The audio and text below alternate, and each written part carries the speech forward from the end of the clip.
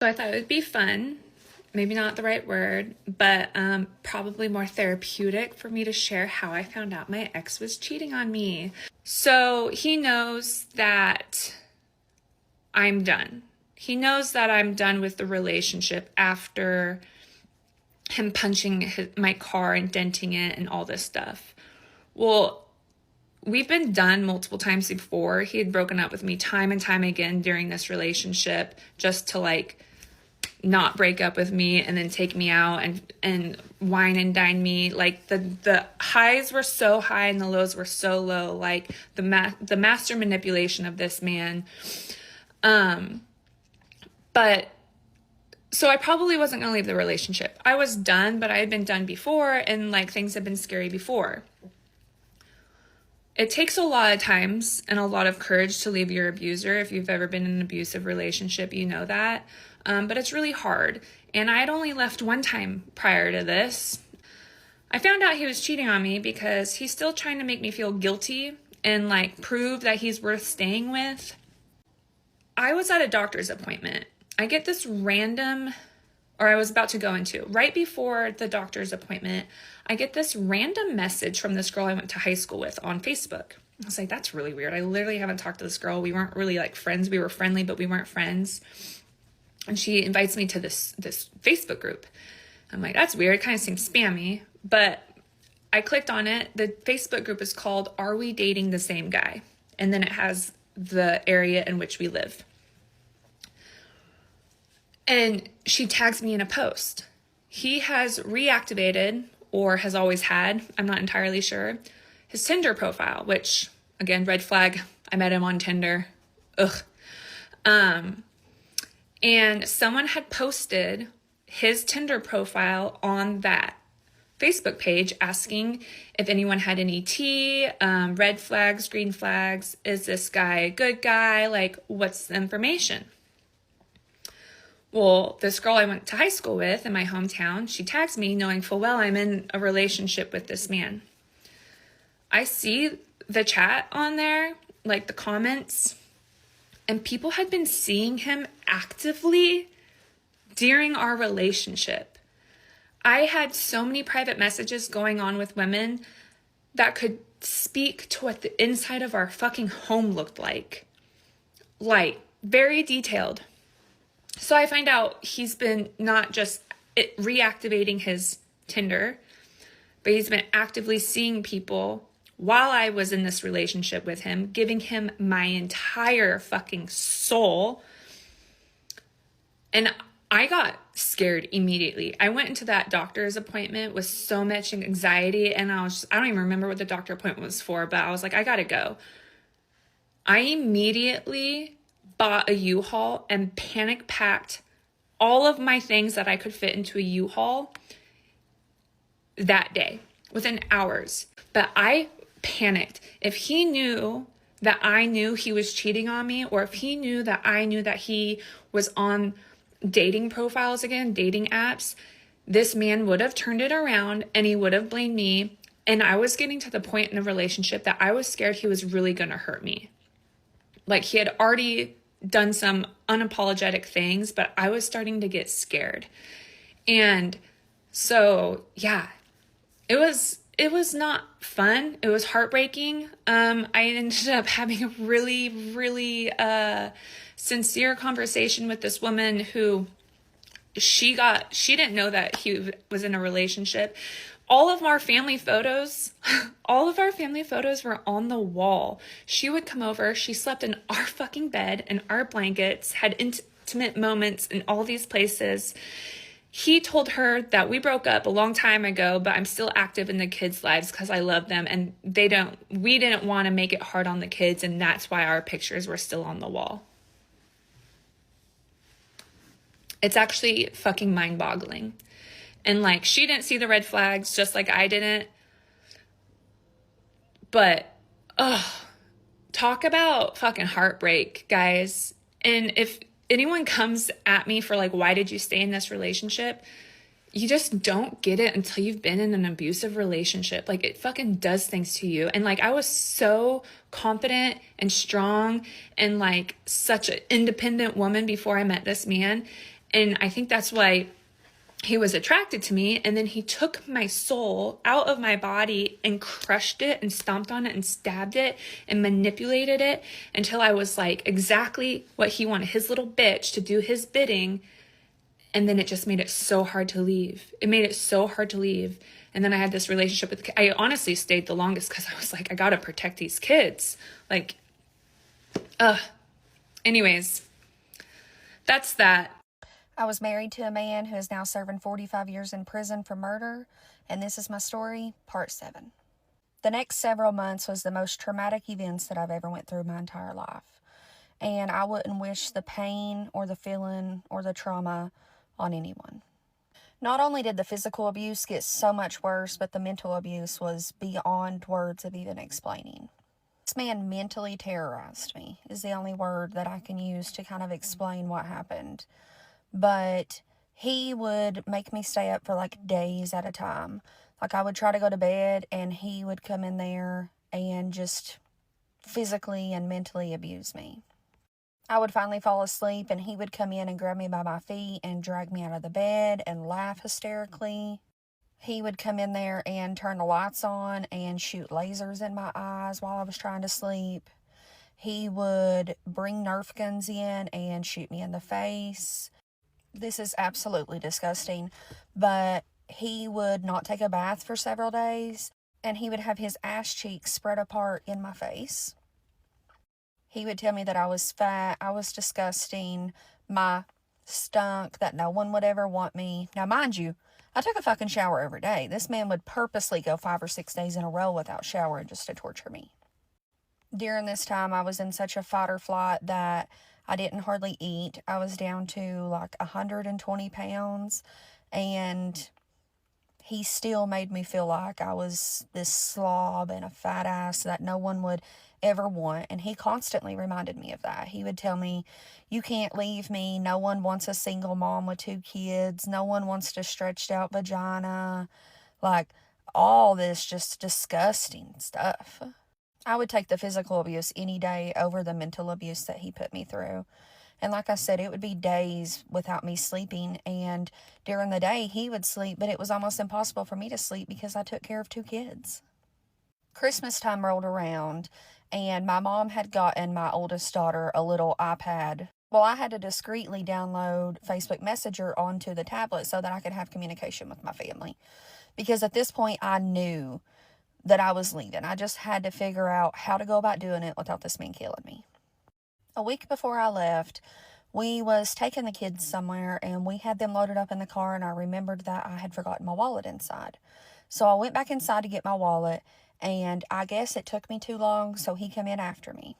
Well, whenever he got in there, he accused me of cheating on him. Mind you, I didn't even have a phone. Like I said in the previous video, whenever he left, he would take the battery out of my vehicles to where I couldn't even go anywhere. How am I going to cheat on you whenever I can't leave my house and I don't have a phone? Like, yeah, I had my daughter's iPad to where I could message my family, but I was literally so scared to even do that I would only message them whenever he was gone, and then I would delete the messages and delete the app off of the phone or the tablet.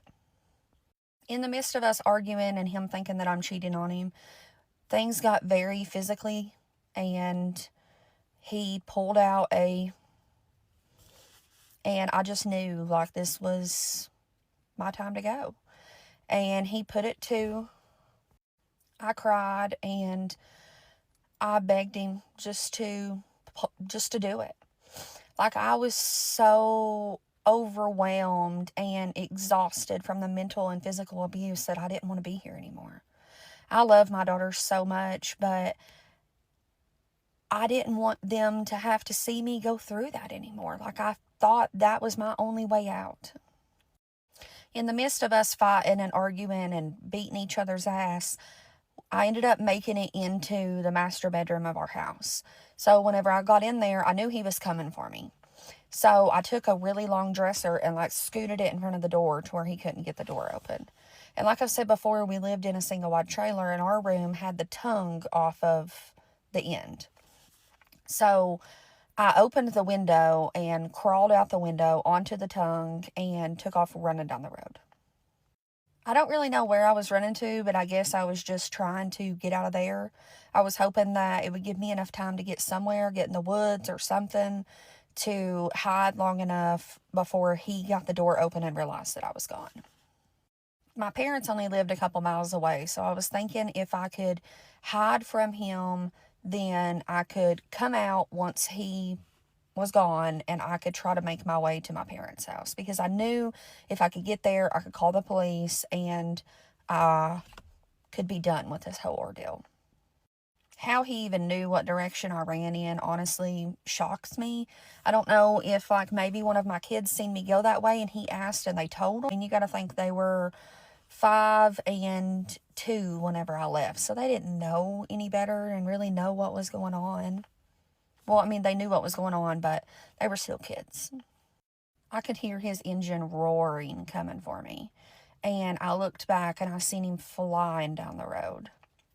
Well, he tries to run me over 2 or 3 times, and I kept darting and jumping out of the way, and then finally he stopped the truck, cried, pleaded, begged for me to get in, told me that if I would get in, he would just take me to my mom's house and we could file for a divorce. So I get in the truck, and what does he do instead? He floors it down a curvy road running 100 miles an hour.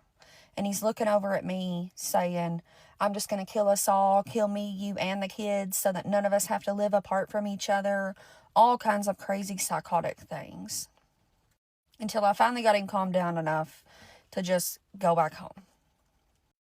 This is whenever I started thinking, I have to figure out a plan to leave this man. If I don't, I'm going to leave him in a body bag.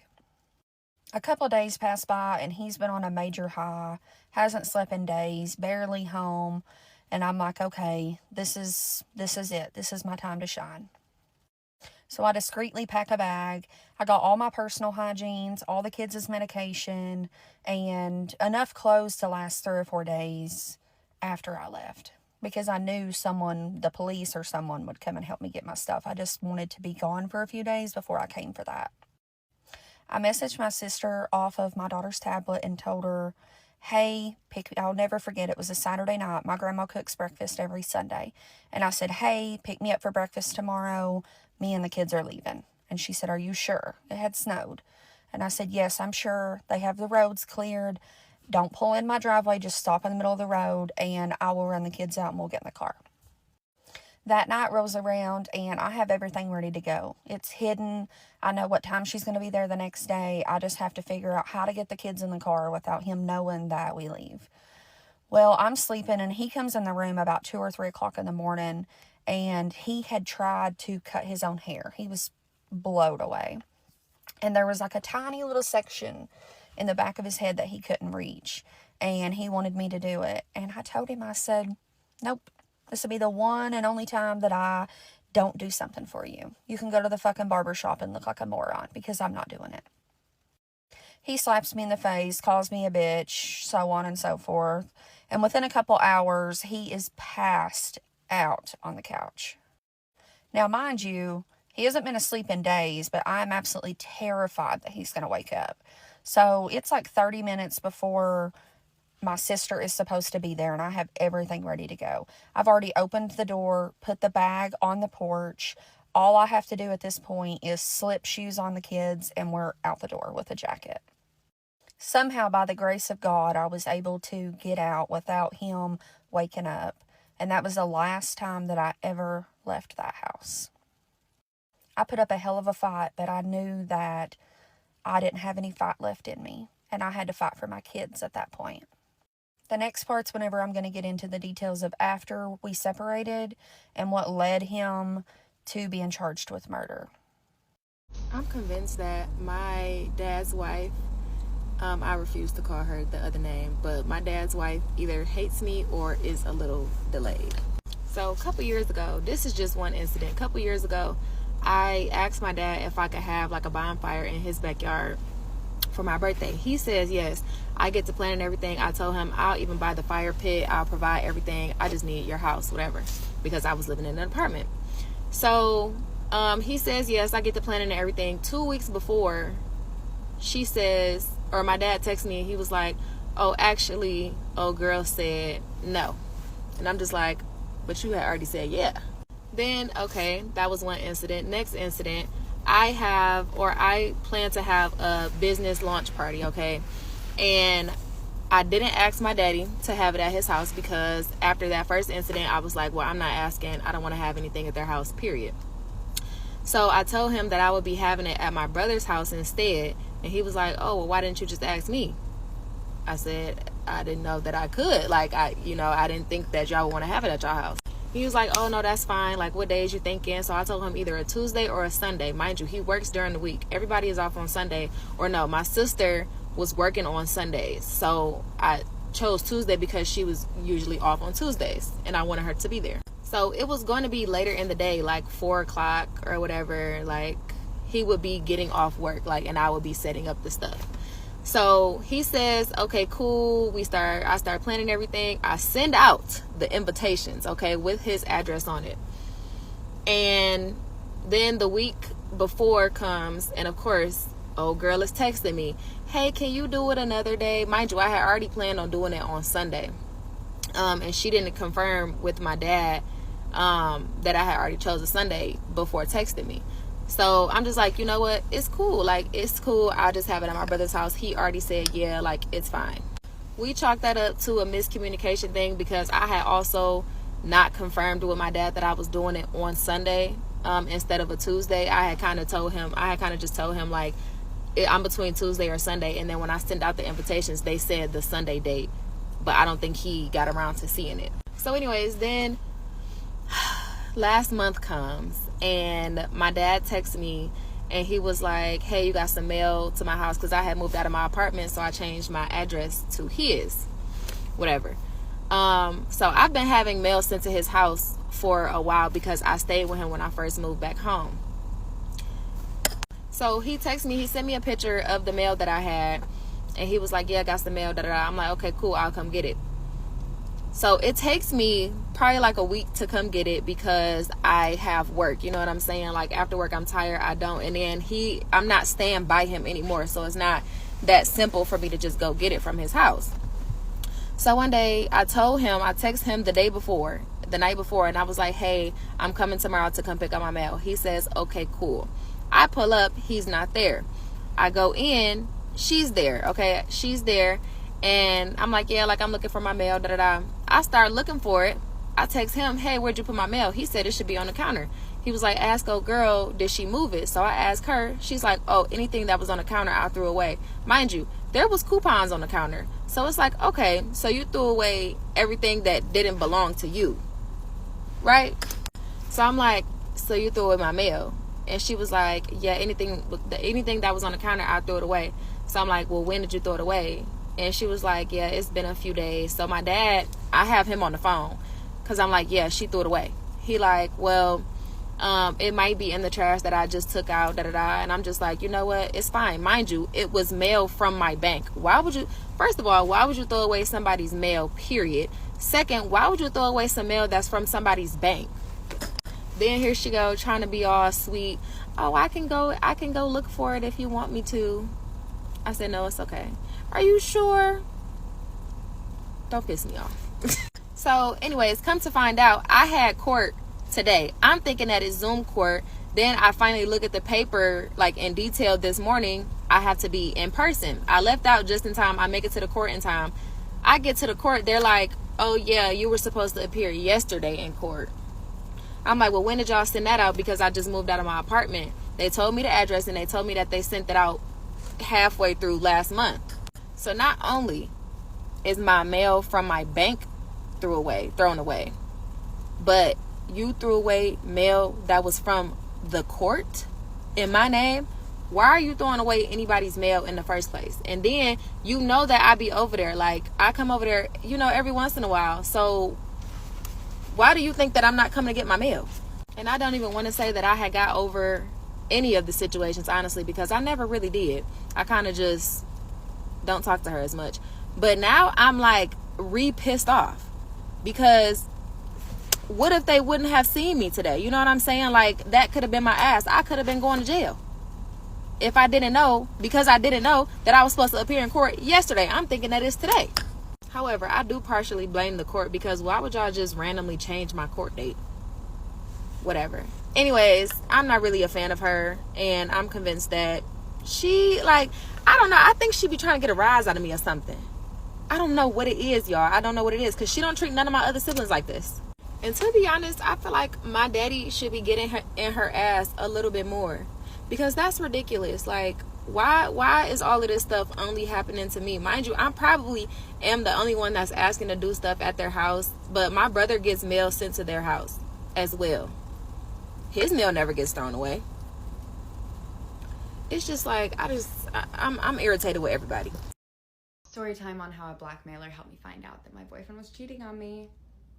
Let me set the scene. It's New York City. It's 2019. If you know, you know. Those were the days. Pre-COVID, New York.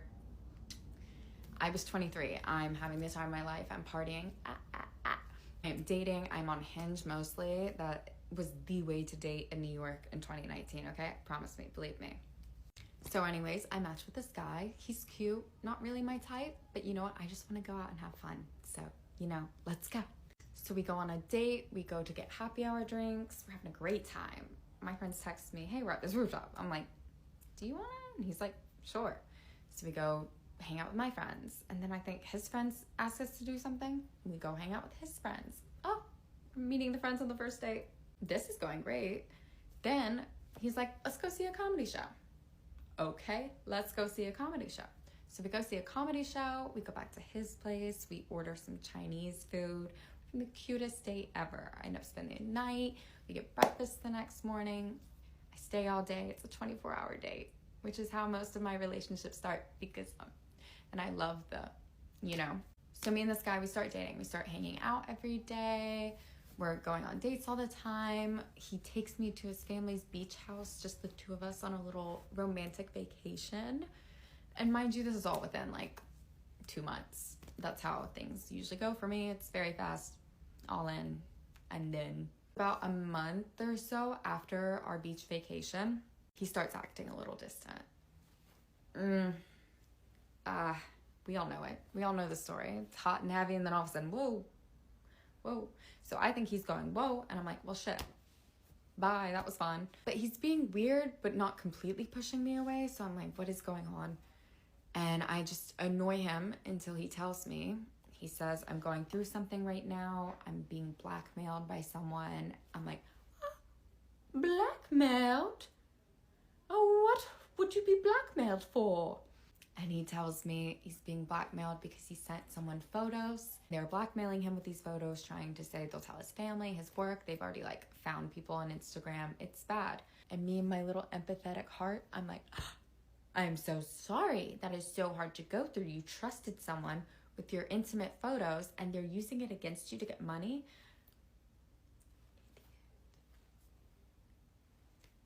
But I am empathetic, and I know that people make mistakes and people do stuff, and I'm like, I get it, and that really sucks that you're going through it. So I go full force, stand by my man.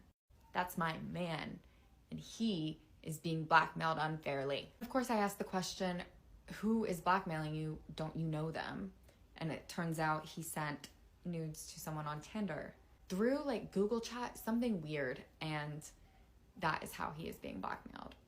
And he says it happened like before we were dating. And of course, yeah, why would it happen while we were dating? Like, you have me. Why would you want nudes from a stranger? Don't know. I got plenty of those right here. So I'm so distraught. I go tell my friends. I'm crying to them. Oh my God, my poor boyfriend. Friends hear the story. They're a little suspicious. They say, just why would someone he sent nudes to over 2 months ago just now be blackmailing him? And I'm like, you guys are just haters. I know this man. I trust my man. I don't know what you're talking about. But they keep on like good friends should, and they say, Jess, you need to ask him about when these photos were sent because this is extremely suspicious. So I go ask my mans because my friends are more sane than I am, so I have to take their advice. And at question after question, he just seems a little off. And so I keep asking, and finally he's like, fine. Someone I sent nudes to 2 weeks ago. 2 weeks ago? I mean, like, about right after we got back from our romantic beach vacation? He's like, yes. And he tells me our beach vacation just made it feel too serious for him. So he got back on the dating apps, and that's when he sent the nudes, and he's being blackmailed over them. I said, and you let me cry for you? And you let me feel bad for you when you were just cheating on me? And then we're at his apartment. He's like, I have to go get a haircut. You stay here. Like, we can talk when I get back. So he goes and gets a haircut. I take a shower because I'm sobbing. And then I go and I leave. And that was how I left him. How I found out that I was being cheated on by a blackmailer. Thank you. Get ready with me while I talk about my stupid ass ex and his new girlfriend. So I'm honestly not normally the type that like gets on social media and bashes people. I just don't do that. But you know what? Plans change, things change, people change, and I'm getting on here and I'm gonna talk shit. So we're gonna call my ex Steve, and we're gonna call his new girlfriend Jenna. So I dated Steve for 3 years, from the time I was 14 to the time I was 17. So I'm 18 now, and so it was a really long time. It hasn't been that long, you know. We broke up, got back together, broke up, did all the back and forth shit, you know. And hold on. So basically, we broke up, got together, broke up, got together, broke up, whatever. Long, tiring process. Well, here recently, I just found out he got a new girlfriend. And, you know, it's not that big of a deal. I had a new boyfriend. You know, we dated for 4 months. We just broke up. And, you know, you move on, whatever. I literally wasn't upset at all that he got a new girlfriend, because, like, why would I be? You were taking him off of my hands, bitch. I don't want him to be in my life, so, like, I don't care. But here's where it gets messy. Anyways, I was at work, and I got a text message from one of my friends, because she posted me on her story, saying that she missed me and wanted to see me and whatever, you know, just like friends do. And I was like, oh, I miss you too, whatever. Well, she ended up having his new girlfriend Jenna on there, not knowing that Jenna had been posting Steve for a long time, okay? And didn't know that that was my ex. And anyway, she texted me and she's like, I have something to tell you. She said Jenna slid up on my story and said, A-H, and Riley said, like, what? And she was like, oh, like, Emma and Steve were together, and Emma is going around our hometown and stalking them, trying to find us together, and she wants to jump me. I'm sorry, me jump you? Be so for real. Like, if you want that to happen, we can make it happen, but, like, I would prefer not to do that, because I am a grown woman, and you're 17, and he's 20. He's fucking 20, that's a case. So apparently they've been dating, like, a month. 2 weeks, a month, whatever. They're getting pictures done, because I have inside scoop, and I'm not going to say how I have the inside scoop on that, but I have the inside scoop of how I know this shit, because I know people, and people know me, and people are going to, it's always going to get back to me.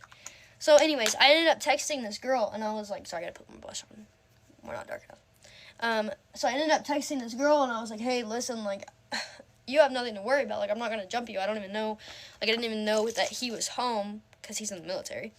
I didn't even know that he was home, and I really don't care, and I wish you all the best, but, like, I told her, I said, I'm not going to jump you. Like, I'm not that kind of person. Like, and the good person in me doesn't want this girl being scared to go into town because she thinks she's going to see her new boyfriend's ex. Like, no, like, I don't want you scared of me at all. But here's where the story takes a twist. So apparently, his cousin is the one that's going around saying all this shit. Not surprising. And this girl is like, you know, Jenna says, oh, like, I just thought you were going to beat me up or something. And I was like, no. I was like, I'm not going to beat you up. I couldn't hurt a fucking fly. That's a lie, I could, if I really wanted to. And I was just like, no, girl, like, you have nothing to worry about. And she's like, okay, you know, or she's like, okay. And I told her, I texted her and I said, hey, listen, if you have any questions about my side of the story and what actually fucking happened instead of what that fucking toxic ass family is telling you, hit me up and I'll tell you, because you're gonna want to know when it happens to you. I mean, from there she obviously blocks me because, I mean, boundaries, girl, proud of you for that. Clock it. I mean, boundaries, whatever. But then, like I heard, it was his cousin, you know, whatever. And then, come to find out, he was sitting right there next to her on the couch, so she had to fucking block me. And to find out, he has already posted this girl on his story. One of my friends seen it, said hard launch ? Asking him, and he said, oh yeah, this girl's a freak, I've already fucked her. Son of a bitch, she's 17 and you're 20! Like, I already knew you were low-key a pedophile because, you know, I was 14, you were 16, and, like, who looks at a freshman like that whenever you're a junior in high school? But, you know, it just really confirmed the fact that he likes little girls. He is a fucking predator. He's a fucking predator, and he does this shit all the time. And, anyways, so I ended up posting. I was pissed. Posting a bunch of shit. I was mad, you know, obviously, because, like, why are you spreading shit about me? And then they're getting pictures done today. They're getting fucking pictures done. You've been together a month. We dated 3 years, and you can never get pictures done with me. I mean, I don't care. You actually are very irrelevant to me. It's just, it's kind of crazy how you're bringing me back into the situation whenever you don't apparently care about me in the first place. Seems like you fucking do, but that's just my opinion. You know. Long story short, don't get with a guy that is fucking crazy. His family's fucking crazy, except for his little siblings, and, you know, try to talk shit on my name whenever I have proof to back it up, and also friends that will also back me up. You want to know something? His new girlfriend, Jenna, our moms used to work together, and me and her showed animals together in high school, and we were actually friends and had play dates.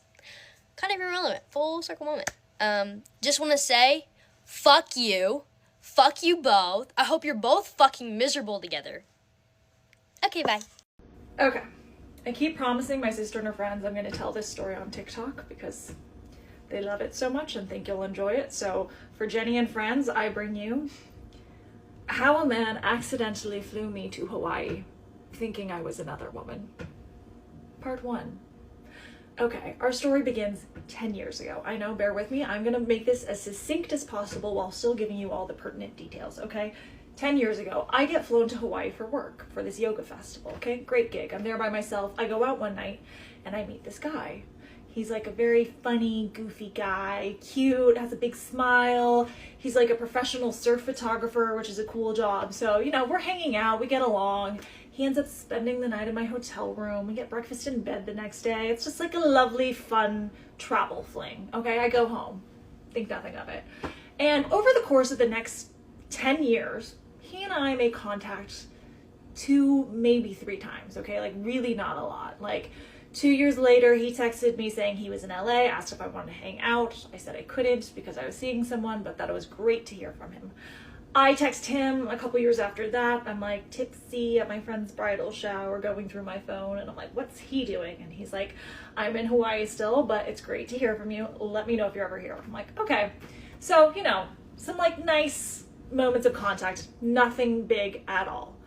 But I get a text from him January of last year. Again, this would be 10 years later. And I'm in Bali, like about to go to this very personal therapy retreat, okay, where they take away your cell phones. But it's the night before I go. I'm in my like Airbnb in the jungle, and I get a text from this guy I haven't heard from in years.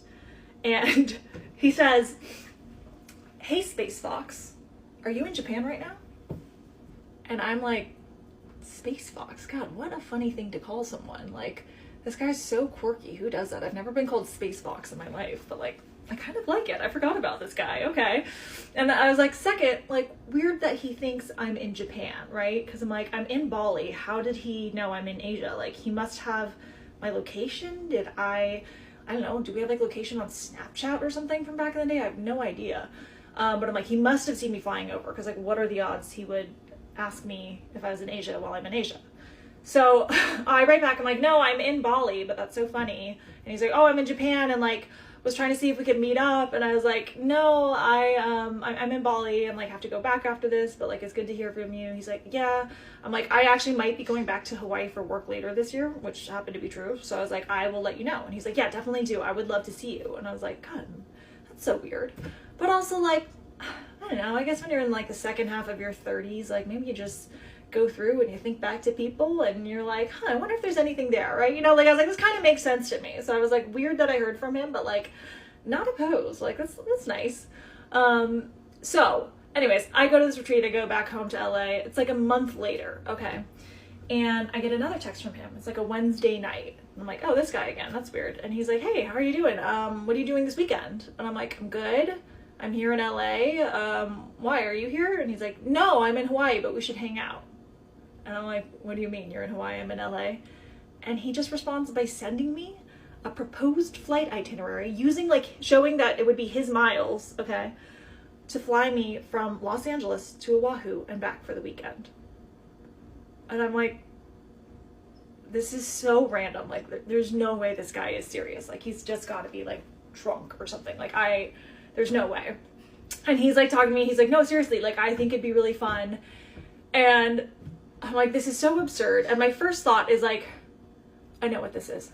This is a test from the universe, right? Because the only plan I have that weekend is to go on a second date with a guy that I really like. It's like the first guy I've gone on a good date with in years. So I'm like, no, this is what happens is you have a dry spell for like 2 years and then you meet someone you really like and then the universe throws something out of left field to see if you're going to take the bait, and I'm not going to take the bait because it's too ridiculous. And I say no. I text him back. I'm like, you know what? No, I just lie. I'm like, I have to work this weekend. I can't. I'm so sorry. But like, thank you for the invite. Incredible offer. Thank you so much. And I think that's going to be the end of it. But my man keeps persisting. Like, he's like, wait, you have to work? Like, can you get time off work? Can someone cover for you? Can you ask your work about it? And I'm like, gosh, he's really, really making this like difficult for me. This is a very good test from the universe, if it is in fact a test from the universe, because I'm like really thinking about it. I'm like, I don't know. Am I being stupid? And you know, we're like talking about it. I'm like, listen, it's getting late. I gotta go to bed. If you really mean this, you can text me tomorrow. We can maybe talk about it. Because I'm like, maybe he's just drunk too. I don't want him to like, I don't know. I'm gonna wake up tomorrow and he's like, what was I talking about? So the last thing he says to me before saying goodnight is he says, okay, let's talk tomorrow because I'd really like to see you. And he says, I just want to talk about space with you and make out for hours. I'm like, well, God, that is weirdly specific and earnest and sounds like a lovely time. Honestly, like I would love to make out and talk about space with someone. Like, why am I saying no to this? So I go to bed very conflicted, right? And I wake up the next day and sure enough, he follows up. He's like, seriously, like, how do we make this work? So I'm like, okay. It wasn't just him like talking last night. Like he's followed through the next day. Like he really means this, but like, no, this would be so stupid, right? Right? So I go to work and I'm like telling people at work, I'm like, you guys, this guy wanted to fly me to Hawaii. He's crazy. And they're like, wait, what? I'm like, yeah, he wanted to fly me to Hawaii this weekend. And my boss, who's amazing, bless her, she wants to identify herself in this video. She can. I'm not going to do it for her. But she says, oh my God, that is like princess shit. No one's ever flown me to Hawaii. A man wants to fly you to Hawaii. You go. If you don't go, you're stupid. And I'm mad at you. And her husband is like, I think this makes sense. I think this makes sense. You've really been working on yourself. You went to that thing in Bali. You know, you've been like putting yourself out there. You've been doing all these like exercises to like try new things. And he's like, I think this is the universe like bringing something back for you because you're always going through these awful dating things. And I think this is like a good thing that's come back because you've been doing all this. And I'm like, you're right. This is karmic. This is deserved. I like, maybe the test is actually that I always am like prioritizing a dumb second date over like an incredible experience. So maybe I've got this all wrong. I'm gonna do it. So I text the guy I'm supposed to have the second date with. I'm like, I'm so sorry. I have to work this weekend. They're making me go to Hawaii. Okay. I text the guy in Hawaii and I'm like, good news, I don't have to work this weekend. I can come to Hawaii. Okay. Quick pause in the story to say, if you were feeling bad for the man that I had a second date with, just know that that's like not an issue, okay? We did end up hanging out later. That's a whole other thing I don't even want to get into, but like, just rest assured, it was the correct choice to not put any plans on hold for him, and it was the correct choice to go to Hawaii. I mean, like, you know, you decide that part yourself when we get to the end of the story, but all I'm saying is don't worry about him. Okay, so guy in Hawaii stoked. He's like, okay, seriously, I'm gonna like book your ticket, send me your info. So I'm like, all right. I send him my name, my birthday, my known traveler number, right? Because they got pre-check. He sends the ticket back, and I'm like, oh my God, I'm gonna fly out tomorrow night, Friday night, be there just till Sunday, come back. He calls me. I'm like, oh, this is good, because now I have like we just have like a quick 2-minute call, but it's enough to reassure me that I'm not being catfished, you know? So he's like, this is kind of crazy. I'm like, it is. And he goes, okay, well, I know we haven't really talked that much. And I'm like, don't even worry about it. Honestly, like, I remember you. You were good vibes. I think we're gonna have a great time. And he's like, I think that too. And I'm like, okay, great. And so he's like, so we're doing this. And I'm like, we're doing this. All right, great. So I go into work the next day. I'm gonna fly out straight from work. So I've got my little suitcase just like packed full of dreams and optimism and all the hope in the world. I'm like, I've never felt so special. Everyone at work is like a glow for me, okay? They're like, oh, have you heard? A man is flying Xena to Hawaii to go see him. Like, she's found love. The universe has opened up this beautiful thing for her because she's been like struggling and working on herself, and like, oh, we're just so proud of her. We're proud of all the work she's doing. You go get him, honey. Don't, but like, oh, we're scared she's not gonna come back. I'm like, you guys, stop. I'm totally coming back. I'm not coming back. You know, like, I'm stoked. I feel great. I feel like a princess. So I go. I have a great flight. You know, I watched that like scary Channing Tatum movie that Zoe Kravitz directed, which in retrospect is like a weird choice to watch if you're going to see a man that you don't know very well. But I'm totally unfazed. I've got nothing but hope in my heart. I'm listening to like my playlist of like comeuppance, love has come for me music. All right. And the plane lands. I get a text from him and he's like, hey, so sorry, there's traffic crossing the island, but like I'm almost there. I'm like, don't even worry about it. You just scoop me up on the curb. I'm chill. Let's do this. And I'm gonna go to a part 2 because I'm almost out of time. Bless. Hi. So I know I don't usually talk in videos and I don't share anything about my personal life, but I genuinely just need to talk, and I don't know, if you're willing to listen, and if you're not, that's fine. But I just got out of an abusive home where I was being groomed for 5 years by someone that I trusted, someone that was supposed to be my guardian, and I kept it all in to myself while I was still living under his roof with his family. And for years I kept silent because he told me I will destroy the family ever saying anything. And yeah, long story short, he groomed me, and I've had to deal with a lot of guilt from that. Obviously, that comes from being groomed. You blame yourself. You feel a lot of guilt over everything, and I've felt all of that. But it was taking a toll on me, mentally and physically. Last year, I got admitted to a hospital because I wanted to kill myself. This year, I got health issues in my stomach. And I know that it's because of all the stress that I've been under for years. I didn't even talk about how before I moved in with this family, I was just with my mom. It was just me and my mom and my dog. And then she passed away from cancer when I was 15, 4 days before my 16th birthday. And then I moved in with this new family. And just this weekend, I finally let it all out. And I got out of there. And some of them hate me. Some of them thank me for telling the truth. But I knew that I would never win in this situation, whatever I did. But what hurt me the most is coming from a woman telling me to stop the mental excuses, stop the physical excuses, that they're all just excuses, and that it's my fault for speaking up. What hurts the most is that it's coming from another woman telling me that I shouldn't have said anything. As a woman, that's not right to tell another woman to not speak up. Because what else was I supposed to do? I had no other option other than to maybe kill myself, but maybe I'm a coward and I couldn't do that even. So, but I expected it. I expected the hate from her, especially. But don't call yourself a feminist if you're going to blame the woman. I get that it's your dad and you want to protect him, but he's the one that fucked up, not me. And I wasn't going to say anything online to ruin your reputation even more, but I blocked every single one of you. Every single one of you, all of your family, all of your friends, and maybe I didn't block every single one of them, but I tried my best to keep you out of it. But to tell me to not speak up, how dare you?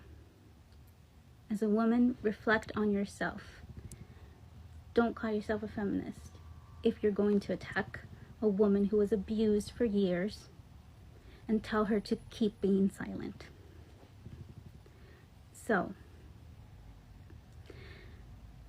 I have to deal with all the consequences. I'm dealing with all the consequences already. With all of my mental and physical health issues, I know that I'm to blame as well. And I'm facing my consequences. But I didn't think it was fair anymore for me to be the only one to deal with it. And that man, he will say, well, I've been feeling guilt all this time. But that is the least that you could fucking feel. Okay? That is the least that you can feel, is to have some guilt. And I swear to God, I swear, you don't even feel a fraction of the guilt that I feel. Because you still walk around happy. You are still walking around like nothing happened. So don't come to me with that. I feel guilty too. Your family didn't deserve this. I didn't deserve this. Okay, my mom trusted you, and you broke that trust the moment that I came into that house. Okay? Because you liked me when I was underage. Okay? Which I know you try to minimize it. You try to say that was only 2 years ago when it was 5 years ago.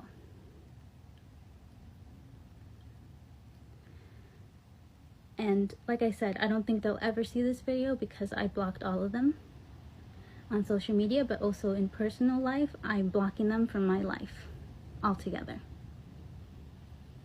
I had to lose a lot of things because of you. A lot. I lost a lot of my life, years of my life, because of you. And now I have to put my dog to sleep because I can't bring her with me anymore. And she's still there, so I have to go back tomorrow to get her and then put her to sleep. And even that, I'm more angry at you for that, for taking away my last few moments with my dog.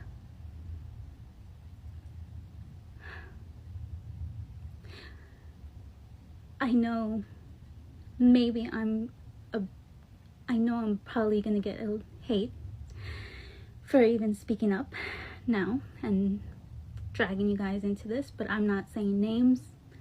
I'm not trying to point fingers. I'm just expressing how I feel. And yeah, I lost a lot already. A lot. But this is my story to tell too. Okay, and I feel like I deserve to tell my side. And whether you're willing to listen or not, that's up to you. I don't need anyone to take my side. But I just need to get it off my chest. Because I know that there are other people going through worse than me who probably don't even have an option to leave. And I'm telling you, you're not alone. And if you're going through something like this, I'm truly sorry. My heart goes out to you because you don't deserve it. You don't deserve it. And it's not your fault. And I know you're gonna blame yourself like I blamed myself, but it's not your fault. It never was, and it never will be.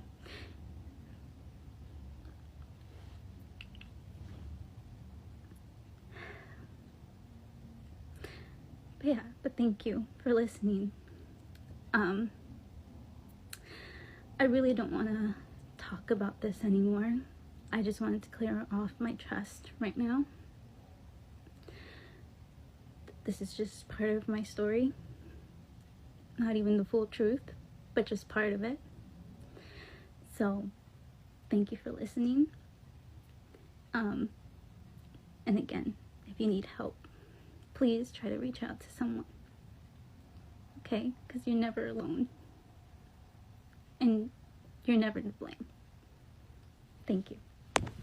So it has been exactly 1 year since my ex of 4 years left me abruptly.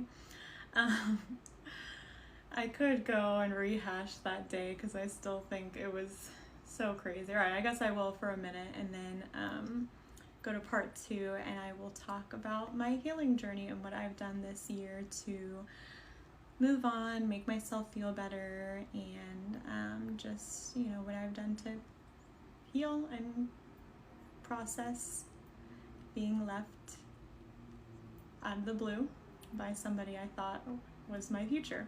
All right, so let's just go. I'll just do a quick recap of the day of, because it was a wild day. So it was a Saturday, and we had just gone out for a friend's birthday the night before. We saw a lot of our mutual friends, a lot of his coworkers, and you know, we were all out, had a good time. He drank too much, and you know, the guys waved me over like, Andy, you're gonna have to drive you guys home. And I was like, okay, that was kind of the usual, like, you know, we'd go out, he'd drink too much, and then he'd tell me, all right, time to go. So yeah, I had even pretty much stopped drinking at this point of our relationship. I get us home, whatever. I think we had a perfectly fine night. And then the next day, yeah, we were both off together, and I could tell like he was on edge, but I just kind of thought he was hungover, and he was like trying to get me to go somewhere with him for lunch. And I was like, well, we were just out yesterday. And for him, lunch didn't mean just like grabbing food and having lunch. Lunch with him always meant like getting drinks with lunch. And I was like, we just went out with everybody yesterday. Like, you know, you had quite a few drinks yesterday. Let's just stay in today. You know, when you order something in, I can make something. We can go get groceries. Like, you know, let's just chill. It's you know, let's have a chill day. And he kept wanting to go somewhere. Finally, I was able to get him to compromise, and so I drove us in his truck to the BJ's liquor store so he could get himself a bottle, because he was feeling like shit because he was hungover, but also probably nervous because he knew what he was about to do.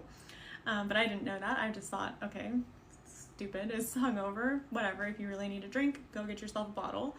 And I drove his truck and I filled it with a tank of gas. And, you know, then he met me back at the gas station, drove us both back. And I remember in this drive we were stuck in traffic a lot. But I mean, other than him just kind of not being in a great mood, I'm just thinking he's hungover. I'm thinking, you know, it's whatever, we're fine. I remember we just get back into the house and we're standing in the kitchen, and I had just ordered us a bunch of Thai food and sushi, because I was like, all right, we're not going to go out, but let's get some food, stay in, you have your bottle, like whatever, let's just have a nice chill day. So ordered a bunch of Thai food, and we're just kind of standing in the kitchen, just getting home, and I remember he looks at me and he's like, I'm not happy. I was like, well, yeah, no shit. You probably feel like shit. You drink too much. And he's like, no. He's like, I'm not happy. I want to leave. And I remember hearing that, and I just remember like basically my vision going black, and like just my whole world just kind of crumbling around me, and I would just, you know, couldn't really process the words that were coming out of his mouth. I was like, no, you don't mean that. No, I don't know. Just didn't make sense to me. So then I remember just sitting down on our bed and just crying and just still not really believing him. I remember asking a few questions, but he already kind of had it all planned out. He knew where he was going. His dad already knew. His friend was already expecting him. So basically he just bought a brand new bottle, and I filled his gas tank for him to leave. So he packed up a bag and he left. And I remember I didn't stop him. I didn't try to stop him because, and I told him, if you leave, don't ever think of coming back. And that kind of comes from my father left my family when I was only 4 years old. And when I was 4, apparently, I don't really remember this, but according to my mom, I just looked at him and I turned around and I walked into my room and didn't say a word when my father said he was leaving. So I said, if you go and don't come back. You know, I don't beg people to stay in my life. You know, if you don't want to be in my life, by all means, there's the door. So he packed his few things and he left. And then shortly after he left, the Thai food and sushi was delivered. And at the time I wasn't very hungry, but after that I was very thankful that I ordered 2 people's worth of Thai and sushi, because I was able to eat that for the next few days and not have to think about cooking while I was really upset and depressed. So that was the day that he left me. This is what I looked like the next day because I was so upset. And then, yeah, let's go to part 2 to talk about what I've done since then. Sharing my story about when I quit working at Habit Salon. Okay, so like I said in the last few videos, I worked at Habit for almost 4 years. It was like 3.5-ish. I started working there in 2017 and left in July of 2020. Now, as I stated before, it was an amazing place, I think, for me to start my career, and I did learn a lot from Chrissy. It was honestly an amazing experience getting to work with her, watch her work, travel with her, and do all of that. Honestly, at the time, it was like an amazing experience, and I do feel like things were very different back then. So I just want to preface with that. Now, when I was working there, I worked very closely with Chrissy. I would do a lot of her extensions for a lot of her influencers or like top clients, I guess you could say. And there was always like some sort of like underlying drama that was always going on there, but I always tried to stay out of it and just stay positive because I did, at the end of the day, love where I worked. However, once 2020 came around, there was just kind of like the whole scandal. I'm not even sure what it was, but it ended up being the crispy hair, and I had left right before that started to come out. But the point of this video is my story about when I left, so those are topics for another time. So when I was leaving, I had called an exit meeting with Chrissy and her husband, Rich, because they were basically who I felt the need to call to the meeting.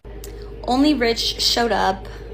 I should have known that was going to happen. But basically, he obviously knew that I was going to quit. It was on July 11th. It was a Saturday, and I remember it well because I was thinking to myself, I'm going to do it on a Saturday because they're not going to be reaching out to my clients on a Sunday. because I had a feeling that they were going to be doing something suspicious, so I wanted to just cover my tracks. So basically, that Saturday, I went to my meeting with Rich. I basically said, thank you for everything. I really appreciate it. Unfortunately, it's just my time to go. I'm ready to do my own thing because Habit Salon is a commission salon and they pay you on a scale percentage-wise based on how much you make. I can go into that if you want me to. At least, again, this is at the time. Things are probably pretty different now. I don't know. But anyways, things were great. I got my stuff and I was ready to go. So my drive at the time was about 35 minutes away from the salon. And basically when I got home, I asked Rich, do you think it'd be appropriate for me to reach out to Chrissy? Because I do want to thank her for everything she's done for me, because I really do appreciate her. I do love her. And I think that it would be the right thing to do on my end to just reach out and say my piece to her, because I felt odd leaving and just never talking to her again. It just felt weird. But by the time I was home, 35-minute drive, I realized that I was blocked out of the booking system. I was removed from the group chat with all the stylists, and Chrissy and her entire family had unfollowed me on all platforms of social media. So I just was kind of that sucks, but I ended up texting Chrissy anyways and just, saying, again, thank you for everything. I enjoyed my time working for you. Thank you for sharing your knowledge, this, that, and the other. I never got a response, but whatever. That is what it is. The part that really hurt my feelings was when Monday rolled around and they had their front desk girl at the time call all of my clients that were on my books and offered them 50% off their service if they would stay and get their hair done at Habit. Which at the time when I was branching out on my own, this was just a super daunting feeling, because it was I was already scared to branch out on my own. I moved about 30 minutes north of where they were at. I'm in Scottsdale, they're in Gilbert. And so I just was freaking out because it was I'm trying to spread my wings and fly, and you guys are doing everything in your power to pluck my little feathers. I'm happy to report, though, that all of my clients did stay with me, 100% of them, and I truly do feel like I've built my business based on very great relationships, and I have amazing relationships with all of my clients, and I try to stay peaceful for the most part as much as I can. And I've never spoken about this because I didn't feel it necessary, but with all the scandals going on, I just feel like it was a good time to share my experience. And if you are working in a toxic environment, or you're somewhere because you think that you will amount to nothing on your own, I'm here to tell you that you will succeed and you will do amazing, and you will be so much happier if you do what you think is right for yourself. And if you work at a commission-based salon and you've built your clientele and you know that your clientele is going to be there ride or dies, just make the jump. It's worth it. So figured do a little update. December 1st. So we'll start from not from the beginning, but from the beginning of this end here. So in August, I got a text message from a friend's husband, a screenshot saying, so this has been going on. And it was a message from my husband to his wife. And the second I received it, I was at my brother's house meeting my new great niece. And it took everything in me to just say, I need to give you the baby back. I have to go home. I have some things I need to do. Hugged everyone, said my byes, and absolutely lost it in the car. And that text, I honestly didn't even need to know anything more. That text, what I saw from the night before, from him to her, saying, I love you. I'll message you tomorrow when I get to work. Good night, mama. How many times do I need to have something just thrown in my face to realize he is not it for me? Anyways, so yeah, went home, packed up all his shit, put it in his truck, met up after work, gave him his truck, gave him all his stuff, and said, we're done. Don't come home. He didn't say a single word to me. He said bye to the boys. I don't know when I'll ever see you again. Like, that's the kind of person that he is. Anyways, that was on Monday. By Thursday, I signed a lease for a new apartment for myself and my boys. The following week, I picked up the keys, moved out. And mind you, those first 2 weeks, I was dead. I was in a trance. I don't know what I said to who. I don't know how I got through work, but I did. And he was just saying some crazy ass stuff to our kids. Like, and I mean some dark, crazy stuff that it's just like, you don't say stuff like that to one. Our middle one is very like emotional and just has a hard time regulating. And so when he hears these things from his daddy, even my oldest one, it's just like, why would he say stuff like that? So I'm left to pick up all the pieces all the time. Anyways, so fast forward now, we're about 4 months into this, and about a month or so ago, he took our boys to someone else's house, said it was just a friend. Week after that, took him over for like an early Friendsgiving, again at her house, spending the night over there regularly, like, I don't know. And then like Thanksgiving this past week, I had the boys Thursday, he took them Friday, and I just like, when I got him Saturday morning, this feeling of just like, I have been replaced has taken over my soul. Like, I've never felt more like an object and so replaceable by someone that, like, I loved. And, like, almost forced my hand in this situation, because you just don't do this stuff to someone. But it's like, I've been replaced. Like, he's out with our kids, her and her son, like a happy family, like running errands,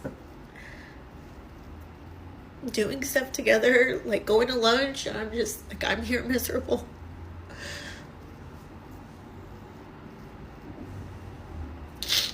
And I feel like what triggered him to just kind of move even faster and move on faster is when I told him I filed for divorce. Like, I don't know what he was thinking. I think he probably thought like we would just be separated for the rest of our lives and he could go do what he wants to do. But it's like, no, sir, that's not how life works. Right? Like,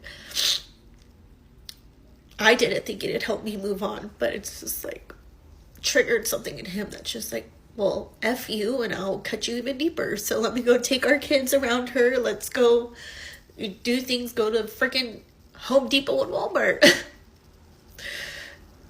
But it's just, has absolutely wrecked me. And I know I know they, like, I'm home for them, right? It's just hard seeing him move on so fast. I mean, don't get me wrong. Like, I go out, I have my fun. Not entering my whole era, but I'm having fun, trying to. But then I'm just like at home by myself trying to work, and I'm just like absolutely wrecked.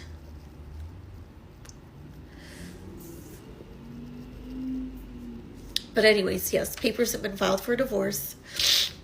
He's going to be sent them through mail. He just has to sign and return a paper acknowledging that he's received them. I hope he does that. Otherwise, it's just going to drag it out. And now he's trying to make a fuss over the schedule and who has them when. Pickup times. It's my weekend, it's his weekend. We agreed upon this, and I'm like, no, sir. I sent you a draft schedule. You ignored it. You chose to not respond to it. So I'm going with what I'm going with. But if you have problems, I'll work with my lawyer and see if we can get something drafted up now, and that's what I'm going to do.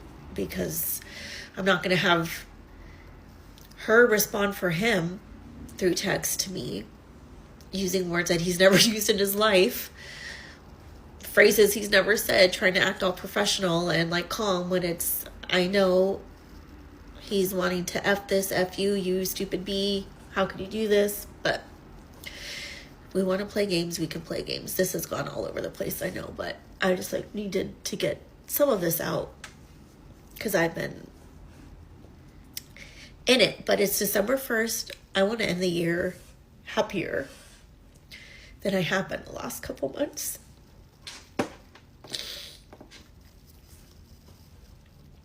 So I'm going to try to do that. I'm going to get myself in therapy. Got to get my middle one in therapy. Because we're having the hardest time with this. Because our marriage wasn't great. But I loved him. Ride or die. Ride or die. Like...